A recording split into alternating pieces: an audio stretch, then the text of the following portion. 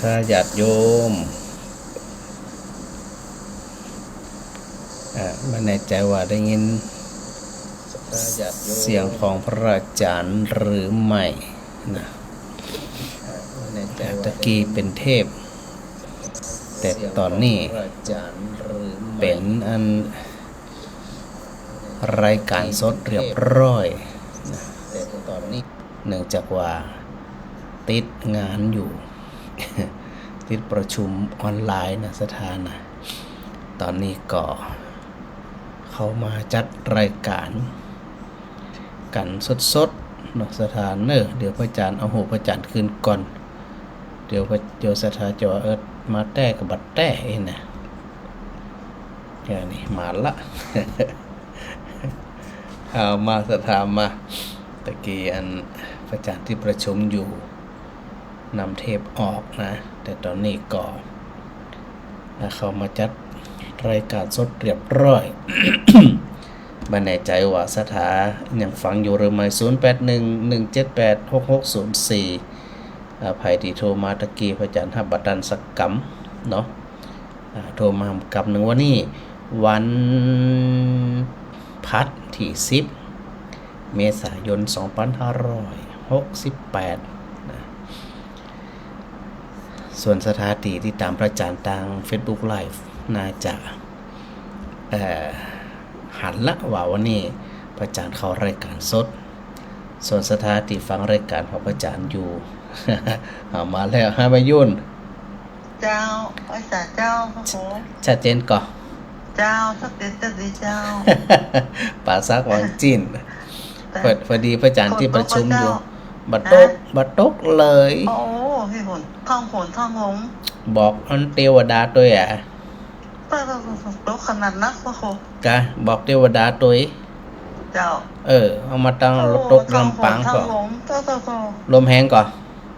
แห้งกะเจ้าแห้งกะกับบ่สร้างความเสียหายอย่างต่อได้ก้า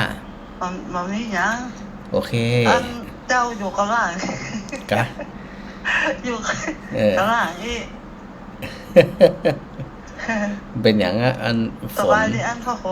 สบายดีเจ้าการนักเหมือนเดิมตกแต่ตกว่าตกตึก2 ชั่วโมงก็นะเจ้า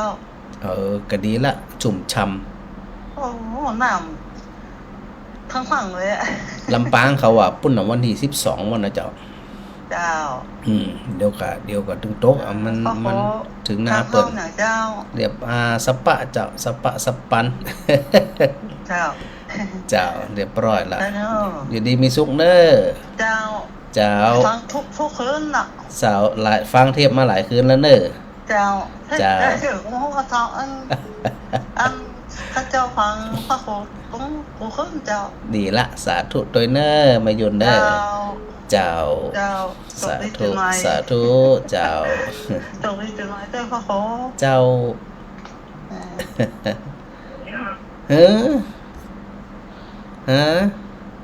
เจ้ากลับมาสถานเจ้าสถาตกหัวจ้างบัดเดี๋ยวนี้ได้ยินนะเจ้าจำไม่ว่าข้าจารย์บอกว่าข้าจารย์ว่าเนี่ยอันยังบ่โม่พี่เจ้าตนได้โม่นี่ประเทศนี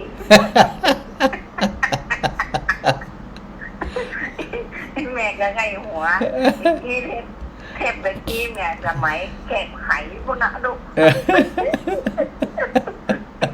มันเดียวว่าวันที่10แต่ใจยิ่งเอามาเนี่ยกันแต่กะถ้าจะได้หันละเนาะนี่เนาะได้หันก็หันกายแม่ก็เปิดแล้วแม่ปิดแล้วเก๋วันนั้นพอกำเดียวกับเปิดปอก็เด้อเปิดปอต้นใหม่เป็นนะโอ้ยโอ้เลยนะงามแต่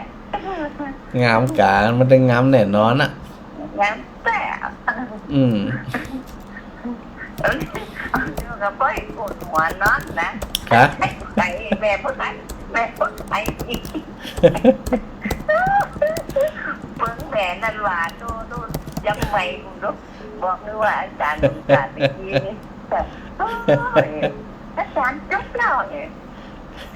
เจ้าอย่างกำมวยเอาเทคมาออกจริงให้หัวคนเยอะขึ้นอยู่นี่แก เจ้าบ่ว่างอีกอ่ะ แล้วแม่กำปั้นทำไมนะเดี๋ยวโทรมานะว่าใครไปเก็บไปเรียกเป็นของรถนะไม่โทรเลยนะ กะมองโทรเลยอี บอกว่าโทรเลยนะ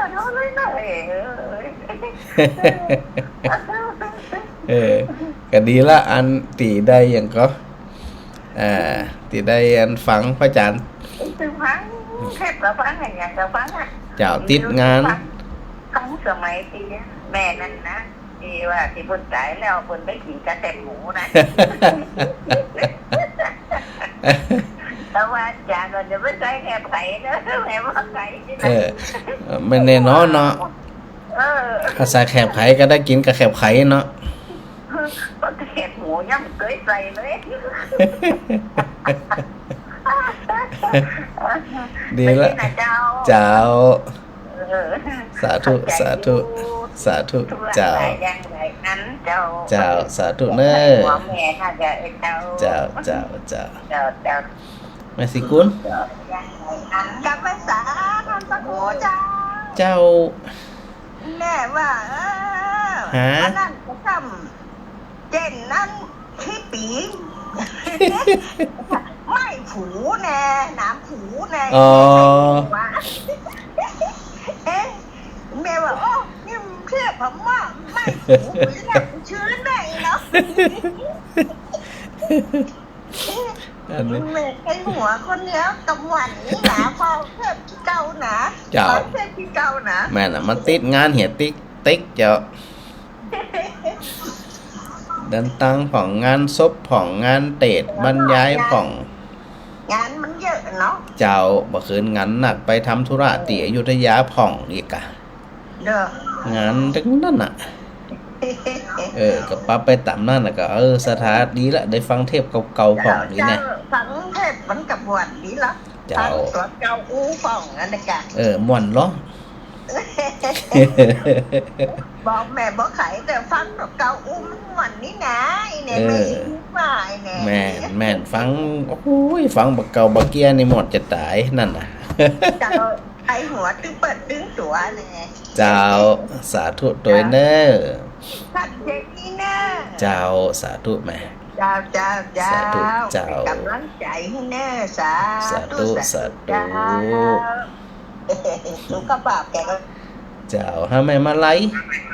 เจ้าว่าสันเจ้าก็สันเจ้าโอ้แม่ว่าพระอาจารย์ไปทางใด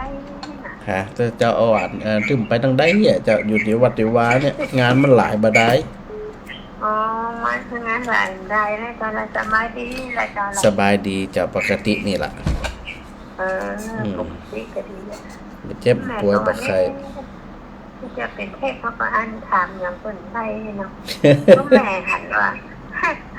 ย่อมแม่ก็ถามพระอาจารย์ว่าอันเวลาคนมีงานขาวดำนี่นะเจ้าแล้วไว้พัดนี่เนาะแล้วคนเอาขันเข้าเนี่ยจ้าขันเข้าไว้หลังโต๊ะจะไปกบของคนมากินเข้าแล้วไอ้ก็ว่าเนี่ยเอาไปกับเนี่ยเอาไปถวายทีท่านอาจารย์ทำบนวัดผู้น้อยเนาะอย่างนี้เป็นอย่างนี้คุณจะได้วันในพระอาจารย์เจ้าการได้บ่ได้เนี่ยเฮาบ่ฮู้ล่ะนะแต่ว่าปัญหาหน้าที่ของเฮาก็จะต้องทำเจ้าเพราะว่าเพราะเฮาบ่ฮู้เฮาจึงต้องทำเจ้าดังนั้นเนี่ยการได้บ่ได้เป็นหน้าที่ของเปิ้นแต่ว่าการฮื้อเป็นหน้าที่ของเฮาอย่างพ่อแม่พี่น้องหรือไผก็ตามมาที่ตายไปเนี่ยมันเป็นความเชื่อว่าเฮาเนี่ยเอาใส่บนหลังหีดผ่องส่วนหนึ่งก็ไปถวายทานผ่องหยังผ่องอีนะคือเนี่ยแล้วมันสบายใจอย่าถ้าเปิ้นได้กินก็ดีไปถ้าเปิ้นบ่ได้กินก็กรรมไผเว้นมันนะที่นี่นะแต่เฮาก็ต้องทำเจ้าเพราะปัจจุบันเนี่ยมันก็จะขำใจอยู่หั่นน่ะเนาะอันนี้นะคิดตรงที่ว่าตอนที่ยังมีชีวิตอยู่เนี่ยควรดูแลกันดีๆแล้วก็ตายไปก็ว่ากันทำกรรมหนึ่งนี่นะแต่ตอนนี้ยังมีชีวิตอยู่พ่อก้าแม่ก้าไผก้าอย่างเนี่ยก็ดูแลกันดีๆเหี้ยมีหยังก็แบ่งปันกันตามกำลังของตัวเก่าเนาะตัวเก่ามีกำลังจะได้ก็ดูแลพ่อดูแลแม่ตามนั้นโดยเฉพาะไกลปีใหม่นี่สำหายกะต้องดูแลถึงกายถึงจิตปะนะ เจ้า เจ้าเนาะปรับไปตามนี้ แค่แถมยังยกแม่ไปถามพระอาจารย์ว่า เวลาไปไกลคนมันบินธบาตนี่นะเจ้า เจ้า แล้วก็ส่วนหนักนี่ยกแม่จะใส่สตังค์ก่อนสตังค์ไปหนักนี่ก็เจ้า เจ้า แล้วบางคนก็บอกให้ใส่อย่างสตังค์พวกนี้เหมือนใส่อันเป็นกับข้าวเป็นอย่างใส่บาตรทั้งกระยกแม่ก็แม่มานั่งคือคนนี้ว่าเป็นสตังค์บนก็จะได้ไว้ใช้จ่ายอย่างอื่นก็ได้ลดละผลไปที่ไหนเป็นขอโทษพระเจ้าอันเป็นทุกสิ่งทุกอย่างก็ต้องใจเงินเพราะตอนนับพระอาจารย์นับ แม่นอันเฮาก็ต้องรู้เนาะข้าวเฮาก็ใส่ก็ถูกละข้าวเฮาใส่แต่ว่าปัจจัยเนี่ยถ้ามันอันเนี่ยก็บ่อยากจะใส่บาตรก็ใส่ในถุงยามก็ได้ถ้าอู้ถึงนะแต่เฮาอย่างที่เฮาอู้กันมาเสมอนั่นน่ะว่าเรื่องอันเงินทองเนี่ยเนาะถ้าใจดีก็ดีไปใจบ่ดีก็มันเหมือนกันหมดอะแต่ว่าจะไปลืมว่าพระสงฆ์องค์นี้ที่เป็นเฮียนนู่นใหญ่จิใดอะ ก็แน่นอน การลดการล่ามอย่าได้ขึ้นฟรีรู้ การลดอย่างคนนี้เนาะแต่ใจอย่างอื่นคุณจะได้ใจส่วนตัวเวลาคนออกไปที่ไหนก็ที่พูดละอย่าง เวลาไปเติมน้ำมัน จ่ายเงินน่ะ เติมน้ำมันเปิ้นก็เอาตังค์บ่จอบเติมฟรีหรอ ก็นั่นน่ะตัวแม่ก็มานั่ง เก็บเส้นเย็นไข่เอารถเอาลาไปโรงพยาบาลเนี่ยนะอันเนี้ยมันต้องปรับไปตามยุคตามสมัยแต่ทั้งนี้ทั้งนั้นก็อยู่ที่ว่าอันคนนั้นหรือตนนั้นเนี่ยจะปรับความเป็นอยู่ของตัวเองจะได้ให้มันเหมาะสมเนาะก็ต้องปรับไปเยอะเจ้าถ้าเอายุคบ่ถือเลยถ้ามีคนดูแลอย่างทุกอย่างก็ดีไปกะบ่ถือก็ได้ประกำก็ได้สตังค์นี่นะแต่ว่ามีคนดูแลนะจะไปเหนือมาใต้ก็ต้องไปขับรถไปส่งไปหยังไปปฏิบัติศาสนกิจจะเป็นเย็นไข้หยังอีแน่กะรถกะเทิมกะหยังหมู่เนี่ยโอ้โหมันเอาไผจะดูแลไผอ่ะเนาะ ก็นั่นน่ะเจ้า ก็ทำไปเถอะทำแล้วสบายใจ เจ้าว่าฉันนะ เจ้า แม่เห็นยังหนึ่งยกแม่ว่าจะอันเวลาแม่ก็เป็นไม่ยิ่งนะบางเทีแม่ก็กลัวเป็นบ้าเหมือนกันนะแม่จะเอาขนไก่ที่เขาซื้อมานะปัดตีอันตีเขาเอาถวายพระนะตีเขาพัดคุณปัญญังออกคนนะสงกรานต์นี่นะ อ๋อพระพุทธรูปแหละ เป็นบาปอย่างน้อยพระอาจารย์ ไปเป็นบาปเนี่ยว่าเฮาจิตเฮาต้องการทำความสะอาดสละสลงเปิดนะเจ้าต้องการทำความสะอาดมันบาปอ่ะจะบาปจะได้เนาะ เจ้าบาป เป็ ก็ นเรา ทำต่อ เป็น ไป อย่างนี้แม่ก็ปัดบางเตียมแม่ก็แปลงเอาคนเดียวนะฮะคือกระดาษน้ำมาแปลง เจ้าอยู่ที่เจตนาถ้าเจตนาเฮาดีนี่เจ้าถ้าเจตนาดีเนี่ยมันดีหมดอ่ะเนอะทำไปเถอะเจ้าดีละเดี๋ยวมีเวลาพระอาจารย์จะอธิบายขยายแต่ละข้อเนาะที่แม่ทำมาดีละเจ้าถือโอกาสเป็นสนทนาธรรมกันเนอะ แม่ว่าจะคู่กับอาจารย์คู่งานนี่มันเดียวนี่ว่ายกแม่ว่ามันสะดวกไปดันหัวพระอาจารย์ที่วัดน้องพักอันนี้ไปส่งตัวให้น้องอาจารย์เนาะ เจ้าบ่สะดวกกรรมเป็นหยัง เจ้าเมื่อหลานเมื่อน้องกุ้งเนี่ยอาทิตย์กุ้งเนี่ยควรโอนไปให้อาจารย์แล้วดันหัว ได้เลยเจ้าได้เลยเอาสะดวกเพราะว่าบางทีการเดินตามมันก็ผู้เฒ่าผู้แก่เป็นห่วงทั้งเบิ่นทั้งตัวน่ะเนาะเจ้าดีละในแม่เนอรักษาสุขภาพนะเจ้าสาธุแล้วเดี๋ยวนี้คนยังไปโรงเรียนอยู่ไปเข้าเรียนของนี่นะเจ้าเป็นยังนี่แต่แม่โทรไปหาคนแล้วเจ้าเป็นยังได้โอนติเจ้าได้ก็ได้สะดวกได้ว่ามื้อนั้นเนอะยังอีก็ได้นะ โอ อา เค จารย์เนาะ เจ้าแม่ก็ไว้เจ้าได้หันยังหนุ่มเดิมเดียวนี่ผู้สูงไว้เนี่ยคนจะให้แม่ไปอันฝันป้อนหนังแม่ก็อย่างนี้พระอาจารย์ไปเถอะสปีติโยบาจันตุอยู่ดีมีสุขเด้อเอกพอละอยู่ดีมีสุขเนี่ย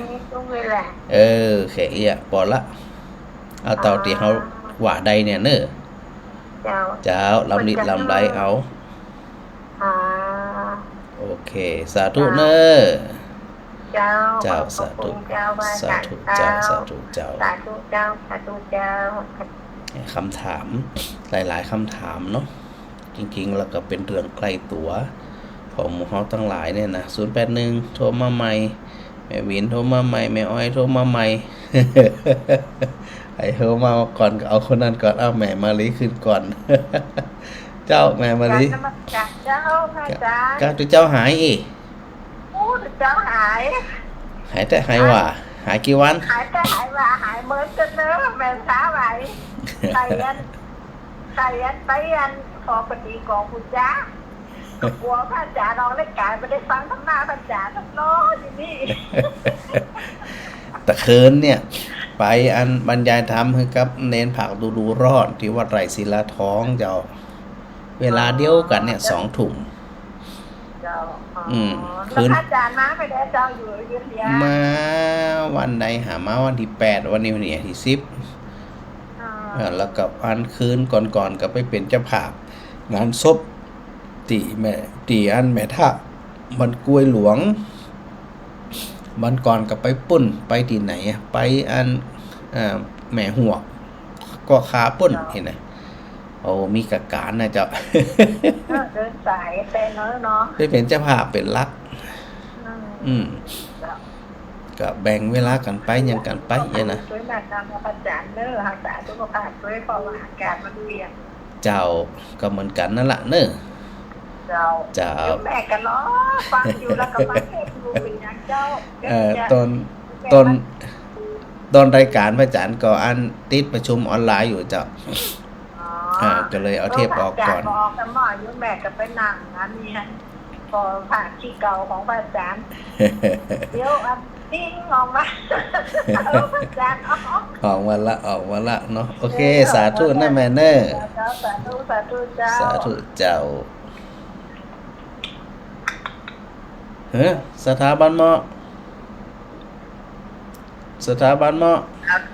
เจ้าใครหายสถาหายก็ตุเจ้าหายแค่นี้สถาบันหายเจ้าหายแต่ที่หูซึกเราแผ่นดินไหวฮะยี่แผ่นดินไหวกะมึงหูซึกรู้เหรอโอ้แม่ตั้งมาเห็นหนังกำเลยนี่ตะกี้แห้งกะอันนี้พระอาจารย์ยังหูซึกรู้อ่ะก็ว่าคนหูซึกคนนั้นเนี่ยมึงหูซึกรู้เหรอตอนที่พระอาจารย์ออกรายการเขาก่อนหน้านี่ออกรายการมารู้เนี่ยบ่ฮู้ซึกหรอหรอโมอูกับศรัทธาน่ะเลยลืมไปเลยเนี่ยฮู้เหลืองฮู้ลาวเนี่ยแม่ยังดูคนเดียวแม่หนีมาหาละออนเองแห้งอะไรอีกแห้งกับยึกขยึกแหละเมื่อกี้ไผบอกจะได้รู้ว่าแม่สีกุลนั่นแม่มาลีแม่บ่ไข่กับมันว่าจะได้รู้ว่ามันไหวมันมอเนี่ยสงสัยมันไหวเฉพาะมันมอกะนั่นเดียวกันยืนอยู่นะกะไม่ใช่เมาหัวไม่ใช่อย่างสักอย่างนะยืนอยู่แล้วคนอื่นเปิดคนอื่นเปิดกว่าแหละแผ่นดินไหวแหละบางทีเปิดว่ากันโมโหซึกนะขันยึกตะกี้โอ้น่ากลัวขนาดเลยแต่ฟังออกไปหาละออนนอกเนี่ยเจ้าสถาบันมอก็ออกมานอกบ้านหมดกันตอนกี้จับสถานนอกบ้านบางคนเขาก็หู้ซึกบางคนเขาก็บ่หู้ซึกเลยจ้ะแสดงว่ามาแห้งเหมือนมันก่อนมันมาแห้งเหมือนก่อนมันขยึกจะกับที่ว่าถ้าคนไร้ปลานี่สังเกตตัวเก่านี่แบบว่าเป็นคนที่เมาหัวนั่นหรอกเดี๋ยวลองถามบ้านอื่นพอเนาะว่าบ้านอื่นเป็นมีอันความรู้สึกว่ามีแผ่นดินไหวก่อยเนาะแม่เนาะเจ้าอันจะไปลืมเนอะอันนี้คือเราออนแต่งขนาดโทรไปกุญแจไปเจนนี่มีสายนะแปลงยังเนี่ยมันซ้ำแม่กะแปลงแล้วกะคือเราออนแต่งเนอะกะมันก็เบอร์เก่ารู้แม่มันก็ขึ้นชื่อแม่หรอโค้ไปกุญแจนะของท่านบังคับเลยอ่ะมันเป็นเทพบังคับบ่ได้ฮับบ่บัดใจรถกำลังการเนาะกะเอาไปจุ่มน้ำวังล่ะเอาไปจุ่มน้ำอย่างน้ำผงน้ำร้านก็เอามาที่นี่เพราะว่าจะจุ่มมันหายน้องไม่ต้มหมูนี่ แล้วว่ากำลังจะอู้ก็ยายน้อยว่ากินแค่นั้นนะพวกว่าอันเป็นยังจะได้อย่างนี้มันเดียวนี่เดียวอู้กันนี่กันก็มาเอาขวาแล้วก็น้ำมูจะได้เนี่ย เจ้าก็อันเรียบร้อยดีการนักบ่ได้นะแม่เนอะเจ้าสาธุเจ้านักตาเนอะแม่เป็นกำลังใจเนอะสาธุบ่ได้อู้ทุพรบ่ได้เดี๋ยวอันเจ้าเดี๋ยวสักกรรมพระอาจารย์จะบอกเนอะเจ้าโลดลาวัดไปนะได้เลยไปดูเจ้ารับใส่ไปดูเจ้าเจ้าบอกว่าทำนี้ที่ไปนะไปช่วยรถตู้เพย์วัดดาวโมเทได้เลยสาธุแม่คนทำจะไปหนักนะกะมาเลยเจ้าสาธุแม่เจ้าสาธุเดี๋ยวอันพระอาจารย์ขออนุญาตประชาสัมพันธ์ก่อนเนอะในช่วงนี้ยังบ่ได้รับสายเตือนนอกถ้าจะได้เดี๋ยวพระอาจารย์ก็ได้เปิดโอกาสทั้งศรัทธาญาติโยมทั้งหลายตัวคือที่นะที่อันวัดอุทุมพรเนี่ยนะสถานนะจะได้พนห้องว่าจัดก่อเจดีย์ทรายแบบประเพณีล้านนาสงกรานต์ล้านนาเฮาเนี่ยและทรงน้ำพระเจ้าตลอดถึงการดำหัวพระอาจารย์แล้วก็ดำหัวผู้สูงอายุตยนะสถานะแล้วเป็นการนั้นแห่ไม้กำสีเนื่องจากว่าคณะสงฆ์อำเภอเมืองลำปางเขาเนี่ยเปิดก็ได้มอบหมายภาระนะใน1 ตำบลเนี่ยก็คือส่ง1 วัดนะเข้าประกวดเพื่อที่จะรับรางวัลนะสถานะประกวดก่อเจดีย์ทรายกาประกวดการอันส่งน้ำพระพุทธกาแห่แม่กำสีกานะแล้วก็ต่างวัดอุทุมพรวัดตาเดือแล้วก็ได้รับมอบหมายจากพระเดชพระคุณหลวงปู่พระครูบาพระครูสาธรพัฒนกิจเนาะหลวงปู่เจ้าคณะตำบลพิชัยเขต2วัดต้นหมื่นเปิดว่าปีนี้มอบหมายให้วัดอุทุมพรอันส่งเข้าประกวดนะเนี่ยดีๆนะนะเพิ่นก็ได้บอกพระอาจารย์ได้ทำหน้าที่เป็นตัวแทนในตำบลพิชัยเขต2เนาะว่าส่งวัดเนี่ยเป็นวัดตัวแทนนะพระอาจารย์กับศรัทธาญาติโยมในวัดอุทุมพรบ้านตาเดือก็ได้ช่วยกันนะสถานนะเตรียมงานงดงามนะในส่วนของพระเจ้าก็มีพระอาจารย์มีท่านนราธิเบศท่านกฤษดาทุลุงดมนะได้ช่วยกันศรัทธาญาติโยมทุกภาคส่วนในส่วนของวัดอุทุมพรเนี่ยได้ปากันช่วยกันจัดแปลงแต่งดาในส่วนของเจดีย์ทรายนั่นเนี่ย ตอนนี้ก็ สำเร็จไปประมาณสัก 60-70% เหลือการประดับประดาตกแต่งนะกล่าวว่าปีนี้จะหึงงดงามสืบสารงานสงกรานต์นะสืบสารงานสงกรานต์ประเพณีล้านนาของเฮานะโดยจัดเจดีย์ทรายกองใหญ่นะเจดีย์ใหญ่เลยล่ะทีเดียวล่ะสถานว่างๆก็ลองแวะเวียนมาดูอันกองทรายกองเจดีย์ทรายใหญ่นะเพื่อที่จะส่งเข้าประกวดตัวนะเดี๋ยวอันวันดีคืนดีพระอาจารย์ก็จะได้หึงศรัทธาเนาะหึงศรัทธาได้พอ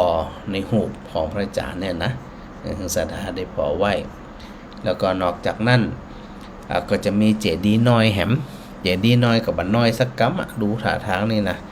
กว้างนึงเป็นเมตรพุ่นละก้าฐานนะแล้วก็ทำไว้ถึงหมด7เจดีย์จะได้ถึงเป็น7เจดีย์ก็คือ วันเนี่ยนะจันทร์อาทิตย์จันทร์อังคารพุธพฤหัสศุกร์เสาร์เนี่ยนะ7 วันก็จะมีพระธาตุประจำวันเกิดนะวันไขเกิดวันจันทร์เกิดวันอังคารเกิดวันพุธวันพฤหัสอีนะโดยในงานของวัดอุทุมพรเนี่ยนะเขาจะจัดโดยปกติเนี่ยวันที่13ถึงวันที่16นะวันที่14เอาถึงวันที่14ก่อนซึ่งเป็นวันจันทร์ก็ประมาณสักบ่าย3 โมงเนาะศรัทธากับปากันคนสายเขาวัดนะแล้วก็ประมาณสักบ่าย4 โมงศรัทธาก็ได้ปากันแห่ไม้กำสีแหวดบานตะเดือ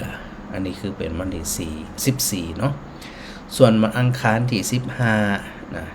วันอังคารที่15เนี่ยเป็นวันพญาวัน6 โมงถึง 8 โมงก็ตานขันเข้ากันนะแล้วก็ประมาณสัก9 โมงเกิงก็เดินบนห้องว่าเดินขบวนตุงใจสลุงเงิน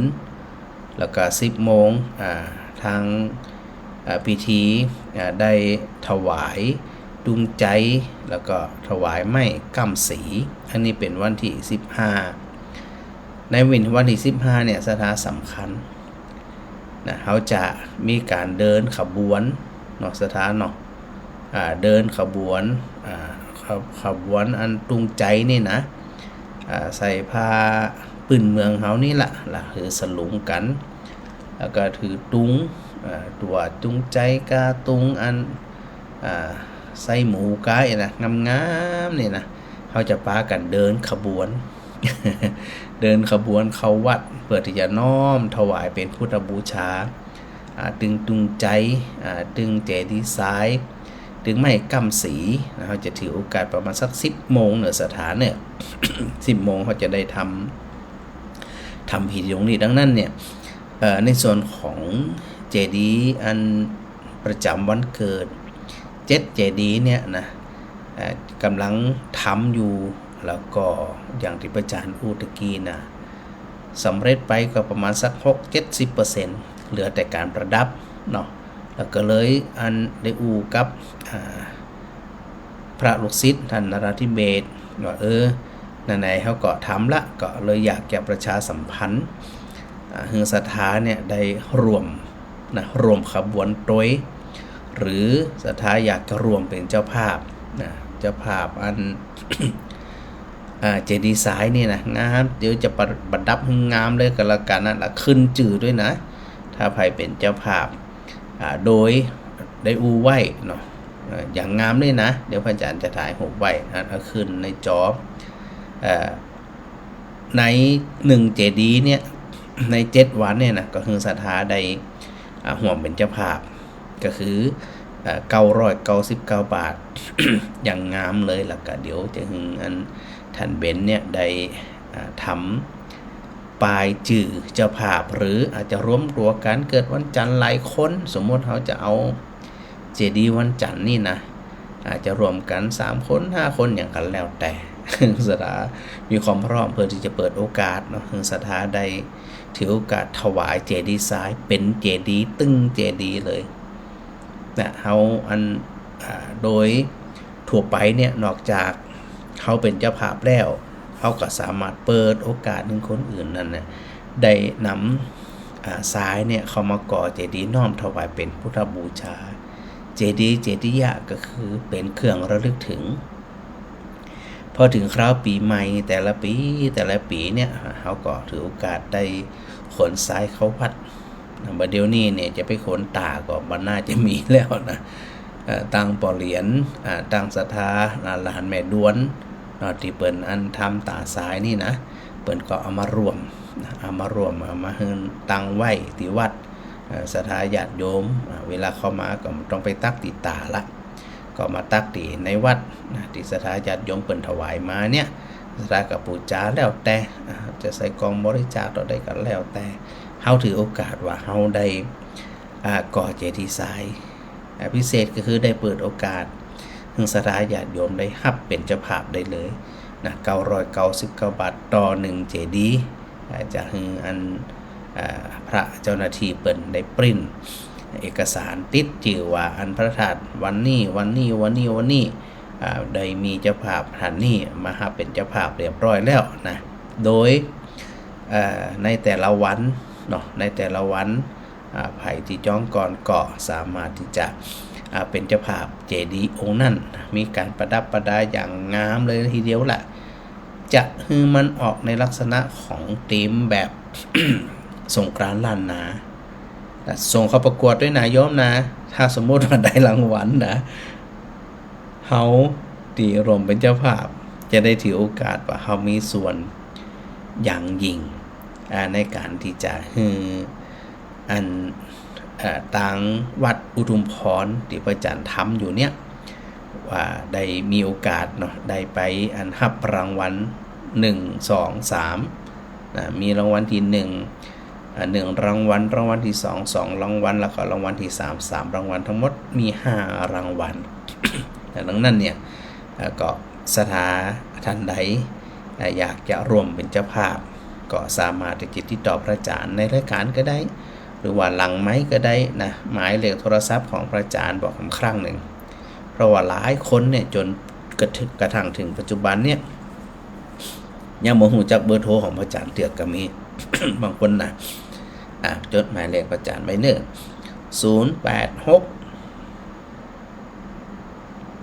834 9260แถมกำหนึ่ง086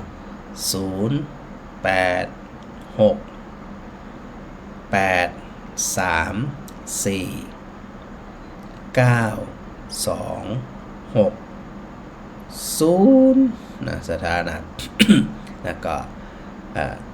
เรื่องที่หนึ่งก็คือ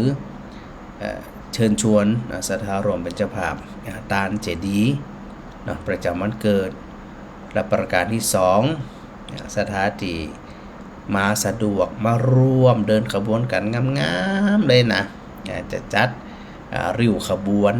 เดินใส่ผ้าเมืองเฮาเนี่ย ถือสลุงด้วยนะสลุงเงินนี่ใครมีสลุงเงินเอาสลุงเงินใครมีสลุงทองเอาสลุงทองก็ได้เดินขบวนริ้วขบวนในลักษณะของป่าเวณีปีใหม่เมืองของเฮาอันนี้เฮาก็จะได้ทำวันที่15เนี่ยสถานเนี่ยโดยอัน9 โมงครึ่งนะสถานเฮาเดินขบวนตุงใจสลุงเงินแล้วก็ถือโอกาสได้ร่วมขบวนน้อมถวายเจดีย์ซ้ายเนี่ยนะเป็นพุทธบูชาในวันที่15นะสถานอย่าไปลืมนะ วันที่15แล้ววันที่16เนาะวันที่16เนี่ยประมาณเที่ยงเกิงก็ถือโอกาสได้ส่งน้ำพระพุทธเจ้าส่งน้ำพระพุทธส่งน้ำพระอาจารย์พระสงฆ์แล้วก็ดำหัวผู้สูงอายุดังนั้นเนี่ยหลักๆก็จะมีอยู่3วันหลักๆนะในวัดอุทุมพรก็คือ1วันจันทร์ที่14กับปากันขนสายเข้าวัดเนาะในช่วงบ่ายๆของทุกปีแล้วก็วัน วันที่14นี่แหละประมาณสักบ่าย4 โมงก็จะมีอันขบวนแห่ไม้กำสีไปในบริเวณวัดอุทุมพรบ้านตาเดือนะแล้วก็วันที่15วันที่15ช่วงเจ้า6 โมงถึง8 โมงก็มีตานขันเข้ากันป้ากะดิแล้วก็9 โมงครึ่งได้เดินขบวนตุงใจแล้วก็สลุงเงินสลุงทอง10 โมงก็มีพิธีการอันถวายตุงใจถวายไม้กำสี ในส่วนที่เฮาได้เดินขบวนกันนี่นะแล้วก็วันที่16เนาะ16ก็ถือโอกาสได้ส่งน้ำพระพุทธนะส่งน้ำพระพุทธส่งน้ำพระสงฆ์แล้วก็ถือโอกาสได้ส่งน้ำผู้สูงอายุโดยก็จะมีส่งบ้านส่งจองสะเดาะเคราะห์อย่างต่างๆนะในวันที่16ก่อนที่จะสะเดาะเคราะห์สิ่งอย่างต่างๆก็ถือโอกาสได้ทำบุญทักษิณานุปทานเนาะบางสุกุลกับอันอดีตเจ้าอาวาสแต่ละรูปแต่ละตนเนาะที่เปิ่นได้มีส่วนก่อร่างสร้างแปลงรักษาวัดวาอารามมา ที่เปิ้นได้มรณภาพไปเราก็ถือโอกาสตรงนี้เนี่ยได้ทำบุญอุทิศส่วนกุศลไปถึงเปิ้นโดยแล้วก็หมู่ศรัทธาญาติโยมเนาะที่เปิ้นได้ลมหายใจจากไปโดยเฉพาะแม่คำที่เปิ้นได้ถวายพื้นที่2 ไร่นะกับวัดอุดมพรที่อยู่บัดเดี๋ยวนี้เนี่ยนะเราก็ได้ถือโอกาสได้ทำบุญอุทิศส่วนกุศลไปถึงเปิ้นโดยนะในวันที่16เราก็ถือโอกาสได้สวดสะเดาะเคราะห์เนาะสะเดาะเคราะห์ส่งบ้านส่งจองตามธรรมเนียมโบราณล้านนาของหมู่เฮาทั้งหลายเนาะศรัทธา ที่ฟังรายการอยู่นะถ้าใครสะดวกจะมาร่วมเดินขบวนโดยก็ได้ในสถานมาร่วมเดินขบวนมีสลุงเหียมีผ้าถุงงามๆเป็นมันผ้าเมืองเฮาเนี่ยแต่งกายแบบเมืองเฮาเนี่ยนะมาร่วมกิจกรรมกับพระอาจารย์เนี่ยวันที่15นะแล้วก็ไผที่อันอยากจะร่วมเป็นเจ้าภาพก็ไปลืมแจ้งพระอาจารย์มาโดย นะว่าอันอยากจะร่วมเป็นเจ้าภาพเจดีย์ประจำวันใดจะใดนะเดี๋ยววันพรุ่งนี้พระอาจารย์ก็จะให้อันตุเจ้าถ่ายรูปแล้วก็ทำเป็นโปสเตอร์นะเอาขึ้นมาที่อันทำมาแล้วเนี่ยถ้าสถานที่ได้ฟังพระอาจารย์อยู่เนาะณขณะนี้ก็ยังมหันเดี๋ยววันพรุ่งนี้เนี่ยพระอาจารย์จะเป็นเอามาเป็นแบ็คกราวด์ ขึ้นหน้าจอให้ศรัทธาญาติโยมทั้งหลายเนี่ยได้หันว่าลักษณะเป็นจังได๋อย่างเป็นจังได๋นี่นะอันนี้เดี๋ยววันพรุ่งนี้พระอาจารย์จะขึ้นมาส่วนวันนี้เนี่ยเดี๋ยวพระอาจารย์ลองพอเนาะว่าวันมันจะตันกับบัดตันนะ ได้บอกกิจกรรมนะได้บอกกิจกรรมของศรัทธาได้ฮู้ได้หันว่าวัดอุดมพรนะได้ถือโอกาสเชิญชวนศรัทธาบ้านตาเดือศรัทธาที่บ้านไกลเรือนเคียงที่สะดวกศรัทธาที่สะดวกได้มาร่วมนะได้มาร่วมทำบุญได้มาร่วมเดินขบวนริ้วขบวนนะที่ได้จัดแปลงแต่งดากันมาหลายวันนะศรัทธานะก็ต้องขอบคุณผู้หลวงบานท่านผู้นำทุกท่านแล้วก็โดยเฉพาะศรัทธาญาติโยมแต่ละคนนี่นะเอามาบาดเจ้าบาดตอนบาดแรงนะมากันขนาดนักเลยนะศรัทธามาช่วยงานนะก็ถือว่าเป็นเรื่องของอันบนห้องว่าเป็นเรื่องของการมีความร่วมมือซึ่งกันและกันนะศรัทธานะมีการร่วมมือซึ่งกันและกันตอนนี้พระอาจารย์เอาคืนตีด้านหน้าแล้วเนี่ยสถานเนี่ยขึ้นตีอันเป็นแบ็คกราวด์เนี่ยคือสถานทั้งหลายได้หันมาแน่ใจว่าสถานได้หันหรือไม่นะตอนนี้นะสถานที่อันติดตามพระอาจารย์ทาง Facebook Live น่าจะหันฉากหลังแล้วที่พระอาจารย์ขึ้นมานี่นะเนี่ยขึ้นมาประเดี๋ยวเนี้ยเนาะว่าอันวัดอุทุมพรขอเชิญชวนร่วมงานป่าเวณีปีใหม่เมืองล้านนาของเฮาที่พระอาจารย์ได้บอกตะกี้ว่าวันใดอย่างจะได้นะเฮาถือโอกาสได้มาสืบสานประเพณีนะสถานมาร่วมขบวนตัวอย่างตัวเฮาแก่ได้ถือโอกาสนะได้เก็บภาพประวัติศาสตร์ในการที่เฮาทั้งหลายเนี่ยถือโอกาสได้ประดับประดาตกแต่งอย่างสวยงามอย่างงดงามตึงมวลเนี่ยน้อมถวายเป็นพุทธบูชาเพราะโบราณเนี่ย คือเฮาท่านทั้งหลายได้ถือโอกาสได้ขนสายเข้าวัด โดยนัยยะ คืออย่าง เวลาเขาไปวัดไปวามันก็เวลาออกวัดเนี่ยได้ไปหย่ำดินหย่ำทราย ของวัดเนี่ยออกจากวัดพอถึงแต่ละปีก็ได้ถือโอกาสเอาทรายเนี่ยทรายที่สะอาด ทรายที่สะอาดเนี่ยนะสถานนะเอาเข้ามาถวายไว้ในวัดจะได้มาเป็นบาปเป็นกรรมเป็นเวรเป็นหยังอันนี้เป็นนัยยะตีเฮาทั้งหลายได้สืบสานกันมาได้ประพฤติปฏิบัติสืบกันมา และนอกจากนั้นจะได้ทำเป็นเจดีย์ที่พระอาจารย์ได้อุตกี้ว่าเจดีย์ก็คือที่ระลึกถึงไผโดยปกติเนี่ยพระเจดีย์เปิ้นจะประดิษฐานหรือว่าบรรจุพระบรมสารีริกธาตุขององค์สมเด็จพระสัมมาสัมพุทธเจ้านั่นในคตินิยมที่เราทำกันเนี่ยว่าจะเป็นอินเดียศรีลังกาพม่าไทยลาวกัมพูชา เหล่านี้เนี่ยนิยมที่จะสร้างเจดีย์กันเพื่อหยังเพื่อประดิษฐานพระบรมสารีริกธาตุเขาจึงห้องบนเหนือของเขาเนี่ยเมืองเหนือของเขาจึงห้องว่าพระธาตุเขาบ่ได้ห้องว่าเจดีย์มันก็โดยปกติเขาจะห้องพระธาตุจะได้ห้องพระธาตุเพราะบรรจุธาตุอธิธาตุแต่เขาห้องว่าพระบรมสารีริกธาตุที่พระพุทธเจ้าได้ทรงตรัสไว้ว่าตราบใดที่เขามีโอกาสได้กราบพระบรมสารีริกธาตุก็ถือว่าได้กราบได้เห็นองค์สมเด็จพระสัมมาสัมพุทธเจ้าดังนั้นเนี่ยก็ได้ประกาศนักศรัทธาทั้งหลายได้มีความพร้อมเพรียงกันศรัทธาหลายคนที่บ่สะดวกเนาะเนื่องจากว่าสงกรานต์มันมีการกูบ้านทุกวัด ศรัทธาจะไปทำที่วัดตัวเองก็ได้บ้านตัวเองก็ได้นะแต่ถ้าสะดวกนะถ้าสะดวกก็จะไปลืมมารวมเดินขบวนโดยพระอาจารย์ขบวนตุงใจขบวนสลุงเงินสลุงทองนี่นะแล้วก็เขาถือโอกาสตรงนี้ยิ้มแย้มแจ่มใสสดชื่นเบ่งบานหลายคนหลายท่านหันที่ทำกันอยู่ประเดี๋ยวนี้ทำกันคึกคืนนะสถานนะบ่ได้ทำกันน้อยๆนะทำกันชนิดที่ว่าโอ้ยไผมาหารกับว่าโทษ นี่ขนาดโครงนะนี่นะขนาดโครงยังเป็นขนาดนี้ถ้ามันแล้วมันงามจะเป็นขนาดไหนนะ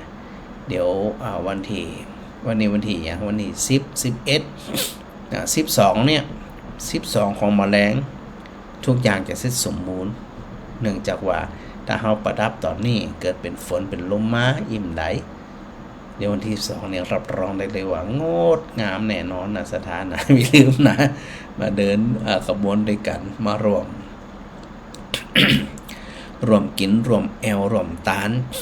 รวมถวายเจดีย์ซ้ายรวมถวายตรงใจรวมถวายน้ำทะละสรงพระพุทธโดยถือโอกาสได้น้อมถวายไม่กำสีเนี่ยนะจะได้เขาถึงบอกว่าเขาใจไม่กำสีโบราณเนี่ยตีป้าหมู่เฮาทั้งหลายเนี่ยจนถึงบัดเดี๋ยวนี้เนี่ยคำว่าไม่สีกำสีก็คือกำอย่างกำต้นพระศรีมหาโพธิ์คือกำต้นโพเพิ่นจะหาไม้ที่มีคุณค่าที่งามๆนะหลอกเปลือกเอาอย่างเรียบร้อยทำเป็นงามแล้วไปกำกิ่งโพกิ่งไม้พระศรีมหาโพธิ์เนี่ยนะกำจะได้ถึงต้องกำ 1ต้นพระศรีมหาโพธิ์เนี่ยเป็นต้นไม้ประวัติศาสตร์เกี่ยวข้องกับพระพุทธเจ้าที่พระองค์ได้ตรัสรู้ใต้ต้นพระศรีมหาโพธิ์ในวันเพ็ญเดือน6คือวิสาขบูชาและไม้โพธิ์ต้นโพธิ์ต้นนั่นเนี่ยจึงเป็นต้นโพธิพฤกษ์จึงเป็นต้นโพธิ์ที่เฮาท่านทั้งหลายถือว่าเป็นบริโภคเจดีย์ บริโภคเจดีย์ก็คือสถานที่พระพุทธเจ้าสิ่งที่พระพุทธเจ้าเคยใจเคยอาศัยเคยใกล้ชิดต้นโพต้นพระศรีมหาโพธิ์ก็ถือว่าเป็นประเภทหนึ่งที่เป็นบริโภคเจดีย์พระพุทธเจ้าเคยนั่งประทับใต้ต้นพระศรีมหาโพธิ์พอมารุ่นหลังๆเปิ่นก็คือ หมู่เฮาชาวพุทธทั้งหลายเนี่ยได้หาไม้ไปก้ำกิ่งโพโดยปกติไม้โพเนี่ย ลักษณะของเปิ่นจะกรอบเปิ่นจะกรอบแล้วก็หักง่าย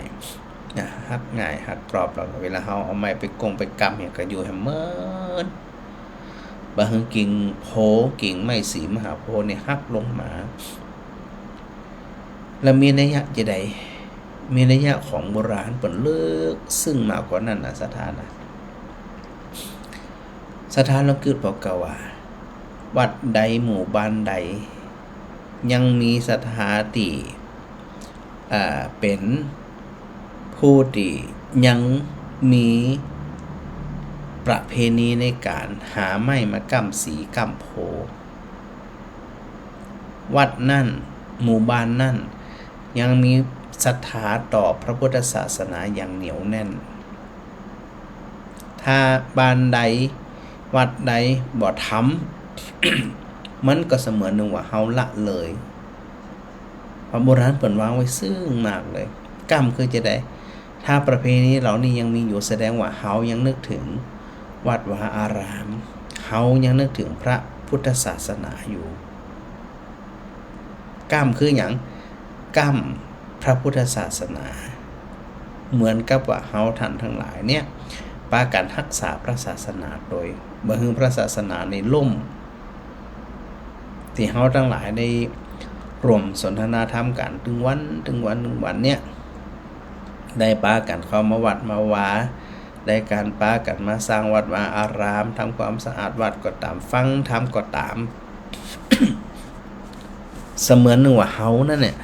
กำลังกำพระพุทธศาสนาอยู่นัยยะที่เป็น เฮาทั้งหลายได้พิจารณา มันจะต้องมองไปแหมว่าเปิ่นวางไว้เนี่ยดีขนาดเขากำสีกำโพกำพระศาสนาเขาเอาไม้มากำกิ่งโพเขาเอาศรัทธาของเขาเนี่ยเอาปัญญาของเขาเนี่ยมากำพระพุทธศาสนาคราใดก็ตามถ้าพุทธศาสนาใดเพียงพร่ำหน้าที่ของพุทธบริษัทหมู่เฮาทั้งหลายดูเจ้ากับศรัทธาเนี่ยช่วยกันประคองช่วยกันกั้น นะอันใดบัดนี้ก็ต้องขจัดออกต้องอูกันไปตามความเป็นจริงอันใดดีก็ปากันสนับสนุน ก็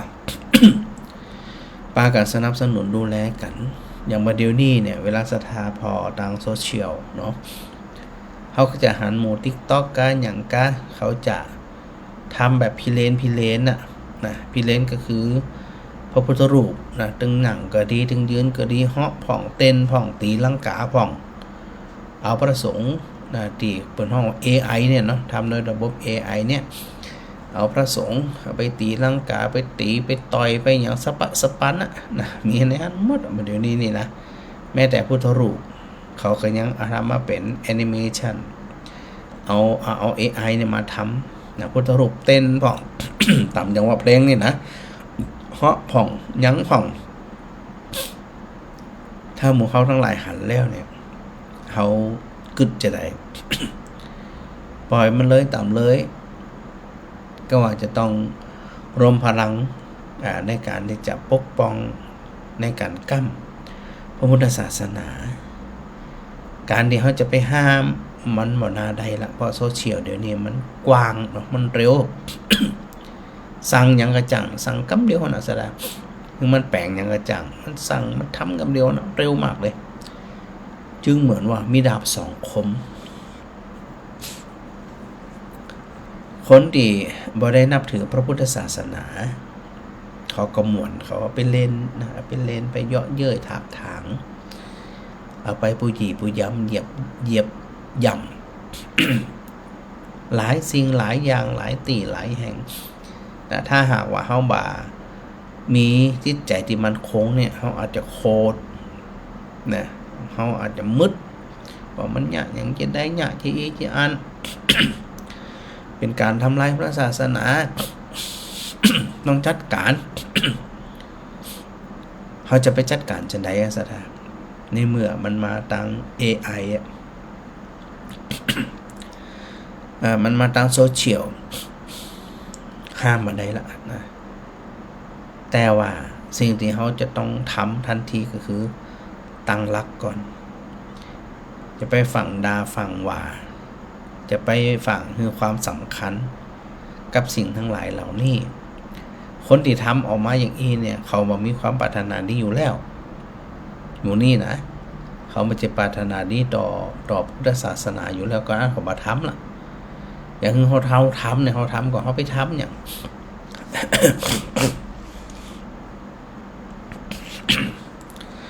เพราะว่าเขาเคารพเริ่มใส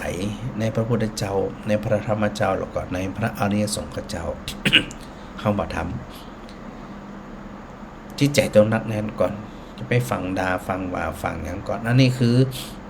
AI เราสถานเราจะไปห้ามบางคนขอทำนั่นมันมีทางอยู่แล้วเขาบอกสามารถที่จะไปห้ามไปปรามไปอย่างเขาได้เลยแล้วเขาจะเนี่ยจะได้ละทีนี้เนี่ยจะได้ละในเบื้องแรกเราสถานเนาะ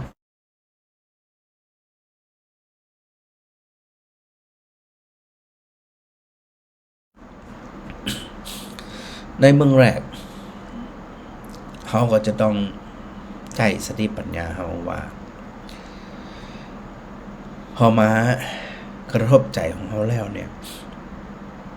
ใจเขาคุณหรือไม่ถ้าใจเขาคุณใจเขาโคตรนั่นแสดงว่าเขาเนี่ยพลาดพลั้งมีสติสัมปชัญญะอย่างรวดเร็วในการเข้าไปจัดการนั่น เพราะว่าเนี่ยคือความโคตรความเกลียดเกิดขึ้นกับใจเขาแล้วเนี่ยจะได้ล่ะคือมองเห็น AI เพียงสักแต่ว่าเป็น AI จะไปหึงกาจะไปหึงราคา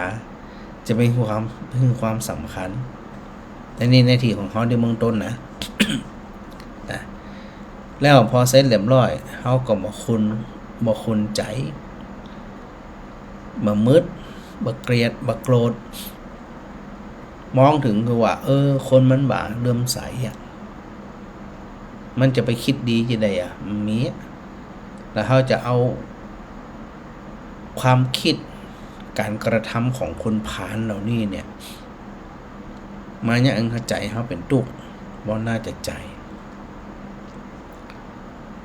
ถามว่าในโลกเนี่ยคนชั่วคนผ่านเนี่ยมีหนักกว่านักแล้วเขาจะไปห้ามมันได้ก็มันได้มันพูดไปห้ามจะได้คนชั่วคนผ่านเหล่านี้นะแต่เขาก็มองสักแต่ว่ามันเป็นทิจารของมันแต่ถ้าหากเขามีจังหวะมีโอกาส ในการเรียกร้องคนที่ผู้หยีผู้ยำพระพุทธศาสนาลงจื่อคัดค้านลงจื่อประท้วงลงจื่อเรียกร้องไม่ได้หมายถึงว่านิ่งเฉยอย่างเดียวไปจะว่าอย่างกับรับตาปิ๊บๆนี่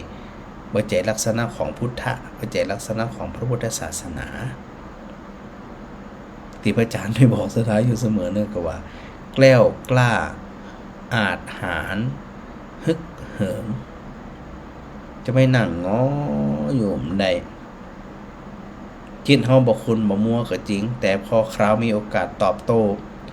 ด้วยหลักความจริงด้วยอริยชนเนี่ยเฮาก็ต้องทำ คัดค้านไปนะมีโอกาสได้ได้จ่าเลยบ่ต้องไปเก่งไปกลัวสักอย่างถ้ามีโอกาสได้ได้อย่างนี้นะว่าลักษณะที่เนี่ยที่สมุสูทับทั้งหลายเนี่ยมันมาก่อให้เกิดความเริ่มใส่ศรัทธาเลยมันเป็นการเหยียบย่ำน้ำใจของชาวพุทธเธออย่าได้ไปทำแบบนี้เธออยากจะเข้าใจเรื่องอะไรอย่างพระพุทธศาสนาสอนอะไรอย่างเธอบอกเข้าใจเธอถามได้คุณถามได้การที่จะคุณมาทำอย่างนี้เนี่ยมาได้เหมือนกับเขาไปทำกับปอกับแม่ของเขาเนี่ยเขายอมกับเขาคงจะยอมเป็นแอนิเมชันเป็น AI เหมือนกันเขาคงจะยอมเพราะว่าเป็นการดูแคลนเป็นการบังเกียรติซึ่งกันและกันเขาก็เช่นเดียวกันนะสถานะ มีโอกาสตอบโต้มีโอกาสบอกมีโอกาสอธิบายแต่เขาจะบ่ใจกำลังกายเขาห้ามหันกันเนี่ยบ่ใจแต่เขาใจกำลังคือกำลังสติปัญญาแต่ทั้งนี้ทั้งนั้นก็อยู่กับตัวเฮาด้วยนะสถานะอยู่กับตุเจ้าอยู่กับอุบาสกอุบาสิกาพอออกไม่ออกเนี่ยว่ามีความรู้มีความเข้าใจในหลักธรรมของพระพุทธศาสนามากน้อยแค่ไหนที่สามารถที่จะไปตอบโต้แก้คำครหาแก้คำดูถูกเหยียดหยามทั้งหลายเหล่านั้นที่เฮาปอดที่จะได้แก้ต่างได้นะพระอาจารย์อาหารเกาะเฉยๆนะเฉยๆเพราะว่ามันมีมันหนักนะที่เขาทำมาเนี่ยไม่ว่าจะเป็นพระสงฆ์ไม่ว่าจะเป็นเนี่ยก็พระพุทธรูป พุทธเจ้านั่นนะเขาก็มาทำเป็นปุยปุยำหมดอ่ะถึงนะแต่เขาก็มองบอกว่าโอ้คนมันบอกคนผ่านมันเป็นที่ยะที่คือมันคิดดีมันคิดที่คือมันเกียรติศาสนาอื่นเปิดมันกำจิคือมูนี่นะเขาจะไปเสียเวลากับมันแต่ถ้ามีโอกาสตอบโต้เขาต้องมีรักก่อนนะ เขามีรักเขามีความรู้เขามีความเข้าใจคนโดยส่วนมากจะพูดของเขาเนี่ยจะเป็นประเภทดีนิ่งเฉยนะเขามักจะได้ยินอยู่เสมอว่ามูจะพูดว่าอุเบกขาคือวางเฉยถ้าวางเฉยแบบหูเรื่องหูราวในลักษณะนี้เป็นห้องว่าอุเบกขาในทางธรรมเป็นห้องเป็นเรื่องของความเฉยเมยเป็นเรื่องของความบ่ฮู้ เป็นเรื่องของการบ่เอาทานคำว่าอุเบกขาธรรมเนี่ยหมายถึงวางจิตให้เป็นกลางโดยสรุปก็คือมันเป็นมันเป็นกรรมไผกรรมมันเว้นไผเว้นมันบ่เยาะเย้ยถากถางบ่เหยียบย่ำนักแน่นจะเสียใจจะดีใจเป็นแต่แล้วแต่กรรมแต่เวรแต่บุญของเขาบ่แสดงอาการเยาะเย้ยถากถางบ่แสดงอาการเศร้าโศกบ่แสดงอาการบ่พอใจหรือบ่แสดงอาการวิตกกังวลตั้งใดๆทั้งสิ้นถึงจะห้องว่าเป็นอุเบกขาทางธรรมเข้าใจธรรมเข้าใจความจริงเวลาเราฟังรายการธรรมะแล้วก็ฟังมาตลอดเนี่ยก็จะต้องเพิ่มความรู้ความเข้าใจศักยภาพในเรื่องของพระพุทธศาสนาตึงวันเขาฟังแล้วเก็บมาคิดนะฟังมันฟังแปลกๆอาจจะมาจำ เนาะจำมาได้แต่ฟังไปมันเขามันเป็นที่เป็นที่นั่นแหละจึงเขาเนี่ยกล้าแกร่งหาวหาญพุทธเจ้าบ่เคยสอนหงอบ่เคยสอนกลัวบ่เคยสอนท้อแท้บ่เคย มีแต่จะลุกมีแต่จะสู้มีแต่จะเอาจริงเอาจังด้วยสติปัญญาของหมู่เฮาทั้งหลายในสถานอันนี้เป็นที่มาในเรื่องของไม่กำสีแต่กำแล้วกำเลยเขาต้องไปดูว่าเจตนาของโบราณที่เปิดคือเขาทำเนี่ยเปิดลึกซึ้ง ว่าเขาจะกำพระศาสนาได้จะได้เจว่าไปมาเขาเป็นตัวทำร้ายศาสนาเองเนี่ยมันน่าจะใจมันก็ต้องหาวิธีนะบางคนเนี่ยคนมันบ่ชอบดูเจ้าเนาะก็หาเรื่องหาราวหาโน่นหานี่สปะสปันถ้าเขาจิตใจมันนักแน่นก็ไปเหลือยังวะแล้วบางบ้านบางตีพระสงฆ์องค์นี้ก็อยู่อย่างในปัจจุบันเนี่ยเนาะศรัทธากวนผ่องเนาะคนนั้นคนนี้กวนผ่องแล้วสุเจ้าอยู่มได้ นะพระเจ้าจุเจ้าอยู่มได้เลยจะได้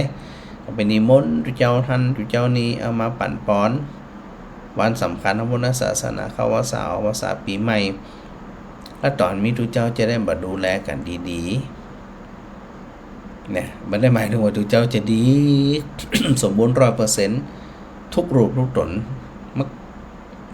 เปิ่นก็เป็นปุถุชนเฮาก็เป็นแต่ว่าหันหน้ามาอู้กัน อย่าอิ่มเปิงเน้ออย่าอิ่มเหมาะเน้อบักเกลียดบักโกรธนะปรับเข้าหากันจูนเข้าหากันผลของว่าเอาน้ำใสใจจริงเอาน้ำใสเอาน้ำใจเนี่ยมาอูกัน มันจะว่าเอาความโกรธความแค้นหมู่ไผหมู่มัน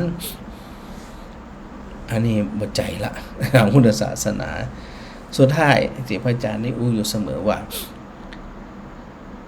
รุ่นปู่ย่าตายายรุ่นพ่อแม่สร้างวัดสร้างวามาหมดหูกี่10 ล้าน100 ล้านแต่มาสู่รุ่นบางหมู่เฮาเนี่ยบางวัดบางวาบางตีก็ตะเลาะเบาะแว้งเรื่องวัดเรื่องวามันไปใจจะได้อะ มันไว้ใจละอันนั้นกรรมศาสนาเขาจะกรรมจะได้บ่ได้หมายถึงว่าปล่อยปละละเลยนะต้องปรับอยู่เสมอเหมือนกับว่าในครอบครัวของเขาอะลูกกาหลานกาป่อกาแม่กาบ่ได้หมายถึงว่าพ่อแม่ถูกต้องเสมอไปบ่ได้หมายถึงว่าลูกหลานถูกต้องเสมอไปบางทีพ่อแม่ก็เพลียงพล่ำบกพร่องการประพฤติปฏิบัติของพ่อของแม่เนาะชอบกินชอบแอลชอบดื่มชอบเล่นเนี่ยเป็นตัวอย่างบ่ดีกับละอ่อนลูกๆหลานๆพอลูกหลานว่ามาก็หาว่าลูกหลานเนี่ยบ่มีความกตัญญูมันไปใจหยังอ่ะเนาะก็บ่ได้หมายถึงว่าลูกหลานทุกคนจะดีเสมอไปก็บ่ใจดีพ่องบ่ดีพ่องนะคนใดที่มีลูกหลานที่จะฟังตั้งจิตตั้งใจนะหลายๆคนเนี่ยที่เฮาหันเนี่ยอันนั้นแสดงว่าอันวางท่าทีของหน้าที่ของตัวเองเนี่ยได้เหมาะสมเขาก็จ้องจะได้เวลามีปัญหาในครอบครัวมีปัญหาในหมู่บ้านอู้กันเหียเนาะสถานเนาะมันปนหอกรรมไงที่พระอาจารย์กำลังอู้ว่ากรรมพระศาสนาเฮาหาไม้กรรมสีม้าเนี่ยหาแพะหาปลาหาอย่างมาแห่แหนแต่อันนั้นเป็นเพียงแค่วัตถุเป็นเพียงแค่เปลือกเป็นเพียงแค่กระพี้ซึ่งจะสืบเข้าไปสู่แก่นของพระศาสนาว่าเขาจะกรรมพระศาสนาโดยวิธีใดโดยวิธีตานทำบุญใส่บาตรสร้างศาสนวัตถุทุนการศึกษาเหล่าหมู่เนี่ยบนห้องว่าเป็นเรื่องของตานเป็นเรื่องของการเสียสละ เฮาเนี่ยมีโอกาสค้ำจุนพระศาสนานี่ได้จะได้หลายคนนะศรัทธาหลายคนบางวัดมาเนี่ยศรัทธาก็ถือโอกาสขอช่วยกันนำกับไฟของวัดทุกเดือนตามกำลังเนี่ย20 บาท100 บาท500 บาท1,000 บาทอีนะที่อันเปิ่นมีความพร้อม เปิ่นก็ทำอันนี้เพราะว่ากำจุนพระศาสนาแห่งมุมหนึ่งแห่งส่วนหนึ่งแล้วเขามาศึกษาคำสอนของพระพุทธเจ้าเอาไปเปิดห้องว่าทานศีลภาวนาเนี่ยนะ ตัวศีลเขาจะกำจะใดก็ต่อเมื่อเขาปากันงดเว้นสิ่งที่บอกความประพฤติปฏิบัติตั้งหาข้อนั้นเนี่ยได้อย่างเหมาะเจาะเหมาะสมเขาได้กำหรือยังเวลาเขากำเนี่ยทางพุทธศาสนาเปิดจะมองอยู่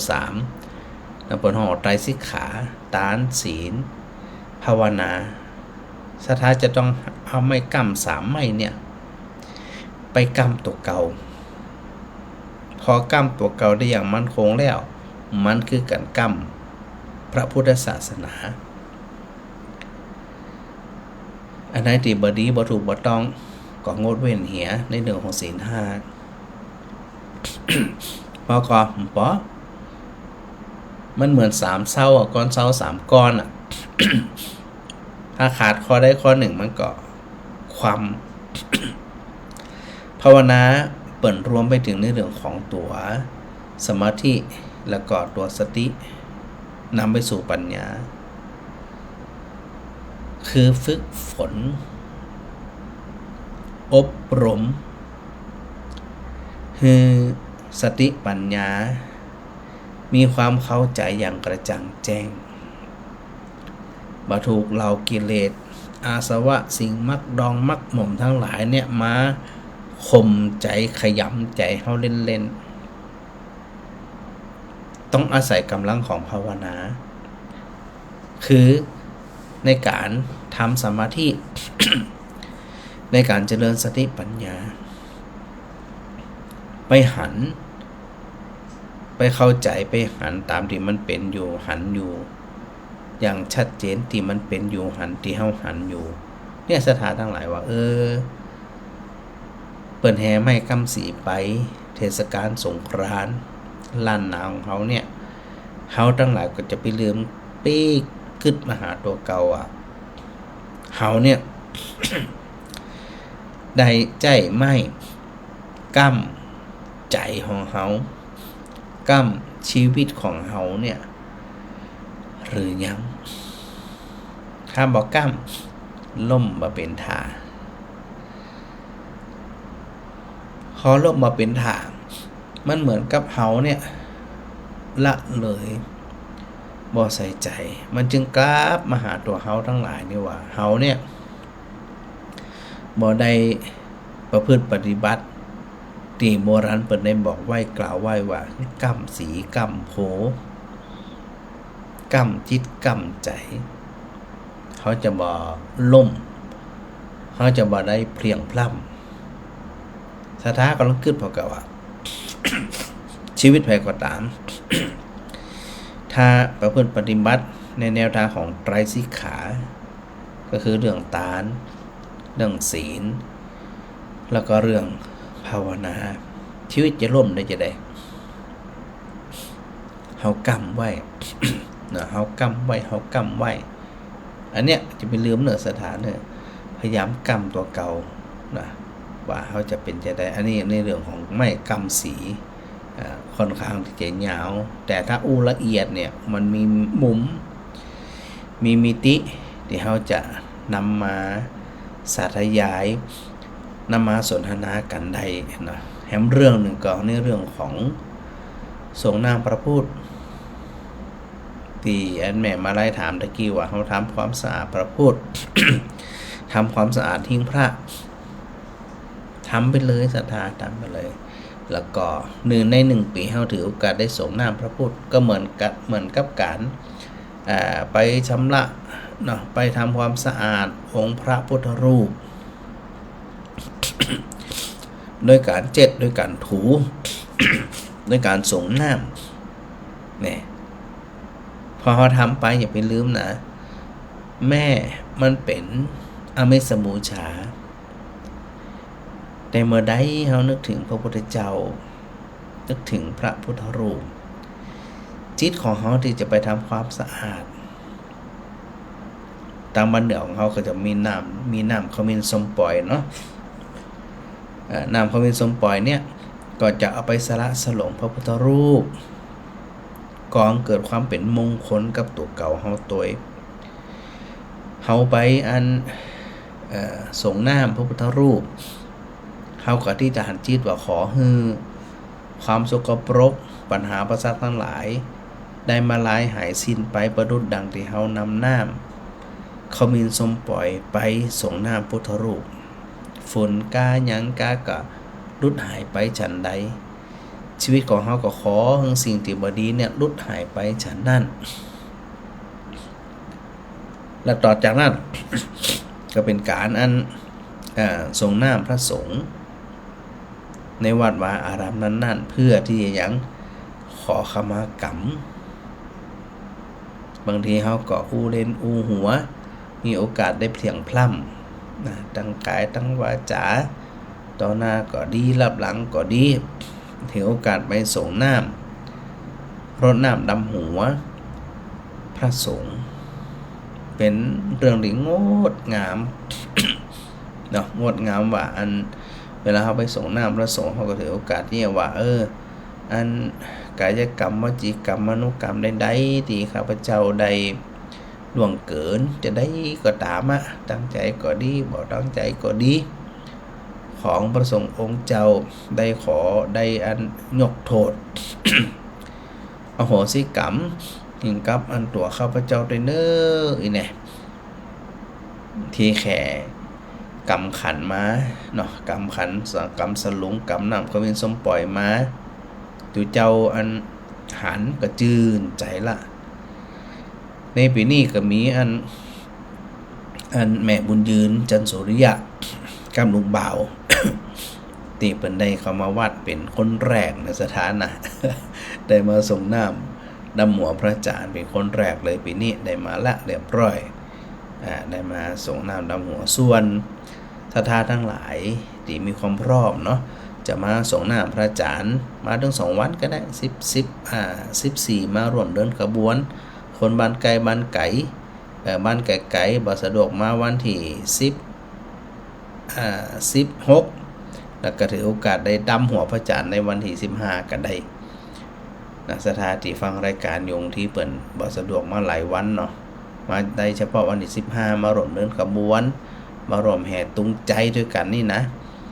แล้วก็ถือโอกาสได้ส่งน้ำดำหัวพระอาจารย์ด้วยก็ได้แล้วก็ในส่วนของวัดอุทุมพรสถาบันตาเดือก็จะส่งน้ำดำหัวพระพุทธแล้วก็พระอาจารย์พระสงฆ์ภายในวัดแล้วก็ผู้สูงอายุนะในวันที่16เนาะสถานะดังนั้นเนี่ยในช่วงท้ายๆเนาะก็อยากจะบอกเชิญชวนศรัทธาทั้งหลายว่า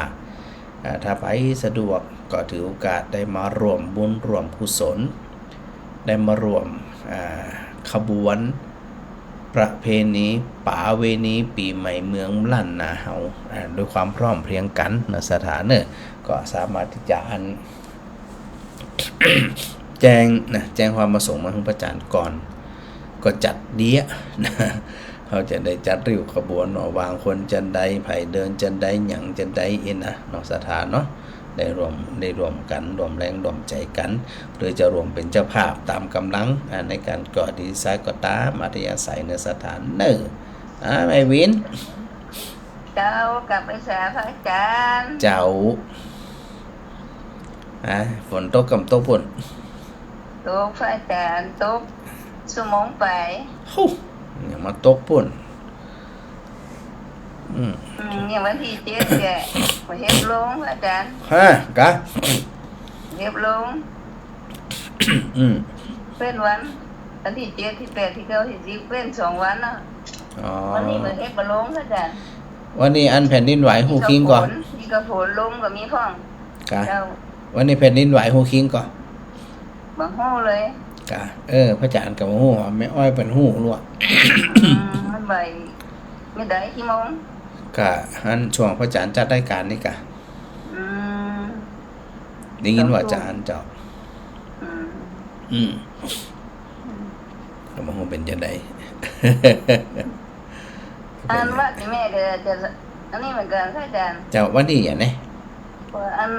วันที่15น่ะเหมือนกันเลยให้กำสีน่ะเขาตัดกันวันนี้เจ้าอันนี้เพิ่นก็เตรียมกันวันนี้เหมือนกันนะเจ้าเขาเริ่มกันวันนี้เตรียมวันนี้เขาจะแห่วันที่14เจ้าแล้วก็แห่วันที่15ประชุมเจ้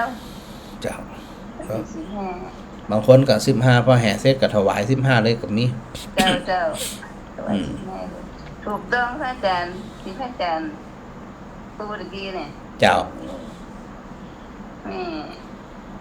ปลื้มใจพระอาจารย์บอกนะดีใจมากๆเจ้านี่มันจะได้ความรู้ความเข้าใจตัวแม่เจ้าดีพระอาจารย์บอกนะคนนั้นเขากับฮู้เรื่องฮู้ราวหยังอ่ะเนาะแม่นเนี่ยก็ทุกอย่างถูกต้องศรัทธาปาการรักษา สถาบันการค้ำจุนพระศาสนาเนาะ แต่บ้านแม่นี่กูปีนะพระอาจารย์ อืม ทำทุกปีเลยอ่ะ เจ้า แม่น่ะโคนไซนี่หมดอ่ะ อืม แต่ตุ้มนี่กับปักเหมือนกัน แล้วไปจะไปลืมนะกรรมชีวิตตัวเก่าด้วยนะ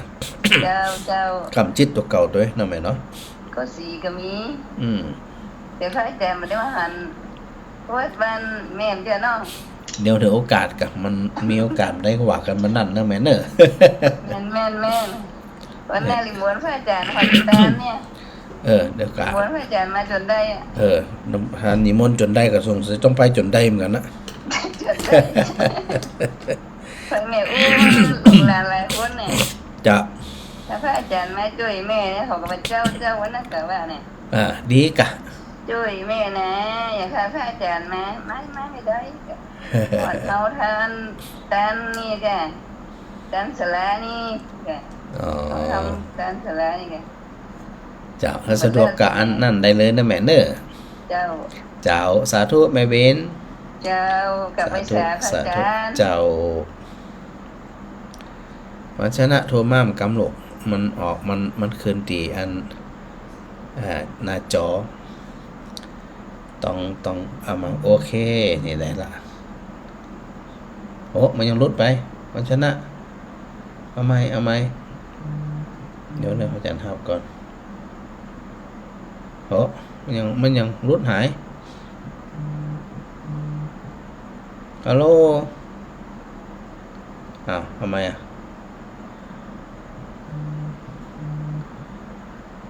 โอ้อาจารย์ทับอาจารย์มันรุดวันชนะอาจารย์เดี๋ยวนะ วันชนะโทรมาแต่ไม่เซ็นเจอ อาจารย์ฮับแล้วมันจะรุดเลยไปเปิดตรงไหนเนาะมันขึ้นแล้วนะวันชนะฮัลโหลเวลาพระอาจารย์ฮับแล้วมันรุดเพราะอันอย่างวันชนะคนลงโทรตั้งหลายเลยมันก็โทรตั้งเบอร์โทรหรอกMessenger ครับแล้วมันบ่มา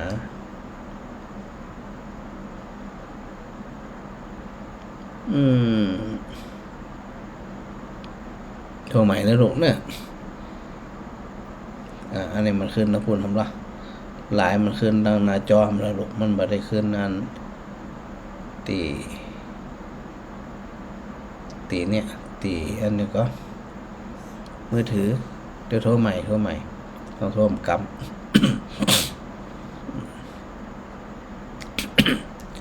มันชนะโทรมาหลายรอบแต่ว่า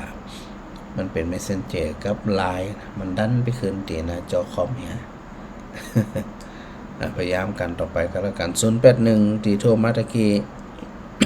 เปิดก็โทรมาหลายรอบนะประจันบัดนี้ครับโทรมาใหม่กันแล้วกันนะ หลายคนหลายท่านเนาะดูมันแม่แก้วด้วยกะโทรมาแต่ว่าประจันบ่ได้รับนะตะกี้นะมี081ในเปิดก็พยายามโทรอยู่นะ081178นี่นะแต่จะได้มันบ่ขึ้นเนาะแม่จันดีแม่บ่ตองแม่แก้วที่โทรข้างๆไว้นี่โทรมาใหม่เนอะ โทรมาใหม่เมื่อวันชนะออกละฮัลโหล ถ้ามาจากไหนครับอาจารย์ อันนี้เป็นอันเบอร์โทรก็เป็นไลน์ เป็นไรครับผม ถ้าเป็นไลน์นี่โอเคลูกตะกี้มันรุดติ๊กๆครับผมครับ สาธุ ได้ ลูก ละผมจะตั้งหัวพระอาจารย์เดี๋ยวผมจะนัดมาอย่างพี่นะครับผมเพราะว่าแม่กับพ่อผมบอกว่างครับผม เอาสะดวกเลยลูกมันได้ก็ได้ ครับผม วันเอาสะดวกเป็นเอาเลิกสะดวกเป็นเกณฑ์นะครับ ผม มีเลิกสะดวกหรือพร้อมบ่ได้สะดวกบ่ได้ว่ามันนั่นนะลูกนะครับ ผมจะไปหาพระอาจารย์นะครับผม ตักเฟซล่ะ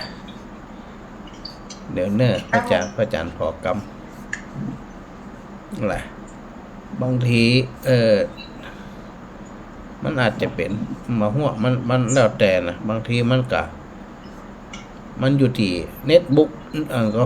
ไออินเทอร์เน็ตของพระอาจารย์ด้วยนะบางทีนะครับ ผม อินเทอร์เน็ตมันบ่เสถียรลูกกลับไปตอนนั้นแล้วเป็นยังไงพ่องสบายดี ครับผมสบายดีผม กาวันนั้นพระอาจารย์ไปบ้านแม่หอกอยู่นะ ไปตอนวันไหนครับผม ไปงานศพปอของทุกเจ้าอ่ะ วันใดอ่ะวันดากะ ถ้าผมจะไปหาพระอาจารย์นะผม กับพระอาจารย์ไม่ฮู้ยังว่าตัวอยู่หั่นนึกว่าไปเรียนพิเศษที่กะ เป็นอย่างนั้นได้เรื่องได้ปะกันลูก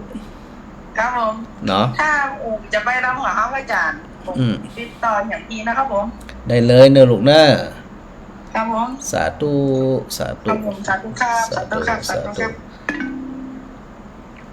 เป็นบ่าวนั่นน่ะ แต่ก็บ่ค่อยได้ปะกันเหมือนละเพิ่นเฮียนเนาะอันน้องวันชนะเพิ่นจะเฮียนเพิ่นอย่างมีพิเศษตัวอย่างตัวก็เอาเลิกสะดวกเป็นเกณฑ์นะสะดวกมาได้ก็ว่ามานั่นบ่สะดวกกำเป็นหยังเพราะว่าด้วยเจตนาเนาะของหมู่เฮาศรัทธาญาติโยมทั้งหลายเนี่ยมันมีหยังกันอยู่แล้ว บ่มีโคตรบ่มีเกียรติบ่มีอาฆาตพยาบาทกันอยู่แล้วนะ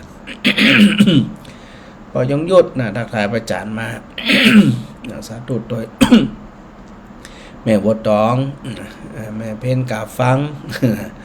อันอรทโยมอรทัยใจการนี่โยมเพ่นศรีศรีสุธาเนี่ยแล้วก็โยมชุติการรอดพยานฉากไม้พริกก็เม็ดเพชรร้อน ดอกไม้ก็งามอ๋อนี่เป็นชุดเก่าเนาะแล้วก็อันพี่สาวพี่บัวคำพี่ชัยวงศ์แม่มาลีขนมไทยนะแล้วก็อันน้องวัชนะทักทายมาตังอันเมสเซนเจอร์เนาะแม่พิสมัยสีเจ็บทำโรงนะปอสิงกันแก้วโยมความสุขโยทินโยมตอยชนิดาแม่เรนูชัยวงศ์แล้วก็แม่สุนันทากาดีอันนี้ทักทายประจานมาตังเมสเซนเจอร์เนาะสถานเนาะ ตอนนี้ก็อยู่ถึง4 ทุ่มสถาจดเฉยที่ว่าช่วงต้นรายการบันไดอันเข้ารายการเนาะอย่าลืมนะวันที่15นะถือโอกาสได้มารวมเดินขบวนด้วยกันนะถือโอกาสได้รวมอันถือดวงใจดวงหยังแล้วก็ไผมีความพร้อมมีความสะดวกก็สามารถที่จะแจ้งมาเป็นเจ้าภาพพระเจดีย์ประจำวันเกิดเดี๋ยววันพรุ่งนี้จะถ่ายเป็นรูปเป็นเรื่องเป็นราวนะถึงสถาพอเป็นฉากหลังเนาะสถานเนาะเดี๋ยวพวกจะได้อันนั้นกำหนึ่งเอาละก็ถือโอกาสตรงนี้เนาะสถาอยู่ดีมีสุขกุคนเดนเนอร์แล้วก็กราบขอบพระคุณครูบาอาจารย์ทุกรูปทุกตนด้วยนะครับ